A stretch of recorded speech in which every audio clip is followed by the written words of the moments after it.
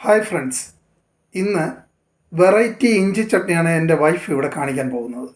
അതിന് വേണ്ട ingredients എന്തൊക്കെയാണെന്നുള്ളത് wife പറയും.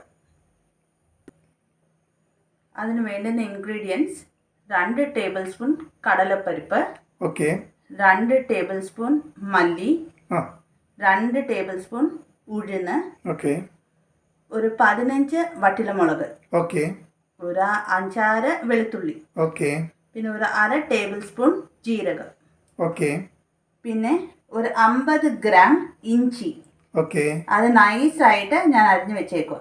ഓക്കെ, പിന്നെ ശർക്കര ഒരു 1/4 കപ്പ് കാണും കേട്ടോ.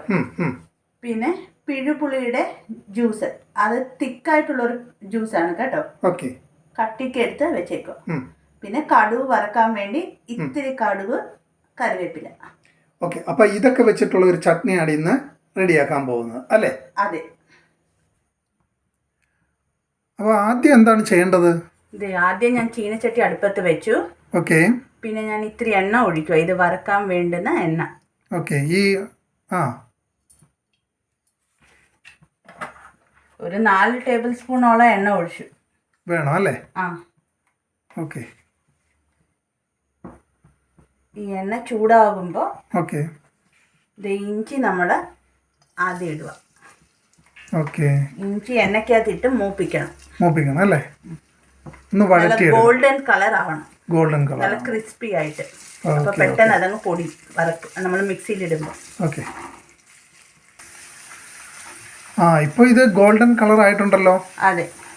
ഇനി ഇപ്പം ഫ്ലെയിം കുറച്ച് വെച്ചിട്ട് നമ്മുടെ ഈ പരിപ്പെല്ലാം ഇടണം, ഈ പരിപ്പ് ഐറ്റംസ് എല്ലാം. Okay, okay. കടലപ്പരിപ്പ്, ഓക്കെ, മല്ലി, ഓക്കെ, ഉഴുന്ന്, ജീരകം, ഇത്ര ഇതിലേക്ക് ആഡ് ചെയ്യണം അല്ലേ? എന്നിട്ട് ഇത് മൂപ്പിക്കണം അല്ലേ? അതെ. ഇതൊരു ഗോൾഡൻ കളർ ആവുന്നത് വരെ ഒന്ന് മൂപ്പിക്കണം. ഓക്കെ. അപ്പം നമ്മൾ പറഞ്ഞ ആ ഒരു പരുവം എത്തിയിട്ടുണ്ട് അല്ലേ? അതെ. ഇപ്പം എല്ലാം കണ്ടില്ലേ, നല്ല ഒരു ഗോൾഡൻ കളർ ആയിട്ടുണ്ട്. ഓക്കെ. തീ കുറച്ച് വെച്ച് വേണം ഇത് മൂപ്പിക്കാൻ, ഇല്ലെങ്കിൽ കരിഞ്ഞാൽ കഴിക്കുകയും ചെയ്യും. ഓക്കെ, ഓക്കെ, അതും ശ്രദ്ധ വേണം.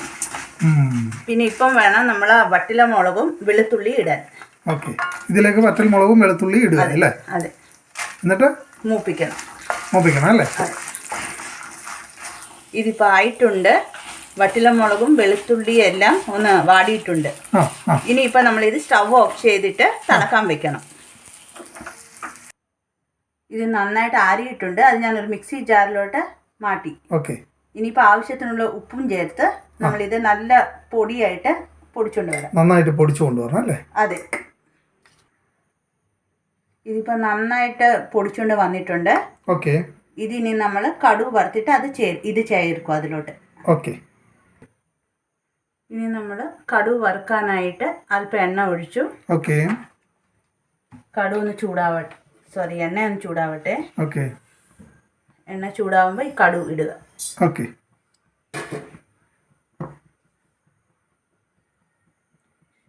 ഇട്ടിട്ടുണ്ട്. കടുക് പൊട്ടിയപ്പോൾ നമ്മൾ കറിവേപ്പിലയും കൂടി ആഡ് ചെയ്തു. ഓക്കെ. ഈ പൊടിച്ച സാധനം ഈ എണ്ണയ്ക്കകത്തോട്ട് ഇട്ടു. ഓക്കെ. ഇട്ടിട്ട് നമ്മുടെ പുളിവെള്ളം മുമ്പേ മാറ്റി വെച്ചില്ലേ, ആ പുളിവെള്ളം ചേർക്കും. ഇതിലേക്ക് പുളിവെള്ളം കൂടെ ആഡ് ചെയ്യണം അല്ലേ? അതെ.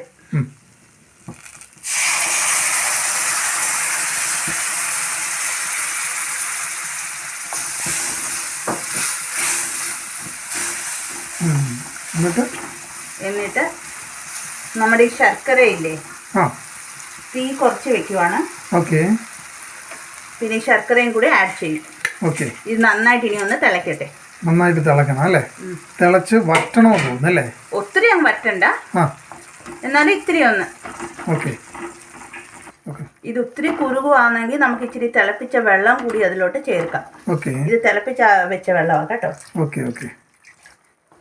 വേണമെങ്കിൽ ഉപ്പൊന്ന് നോക്കാം, ആവശ്യമുണ്ടെങ്കിൽ ഉപ്പ് ആഡ് ചെയ്യാം അല്ലേ? ഇതിപ്പോൾ കുറുകി വന്നിട്ടുണ്ട്. നമുക്കിപ്പോൾ സ്റ്റവ് അങ്ങ് ഓഫ് ചെയ്യാം. ഓക്കെ. ഇത് ഞാനിപ്പോൾ ഒരു ബൗളിലോട്ട് മാറ്റിയിട്ടുണ്ട്. ഓക്കെ. നന്നായിട്ട് കുറുകിയിട്ടുണ്ടല്ലോ. അതെ, ഇത് ഇച്ചിരി നന്നായിട്ട് കുറുകണം. ഓക്കെ. ഓക്കെ. ഇത് നമുക്ക് ദോശയുടെ കൂടെയും ചോറിൻ്റെ കൂടെ എല്ലാം കഴിക്കാൻ പറ്റുന്ന ഒരു ഐറ്റമാണ് കേട്ടോ. അത് ശരി.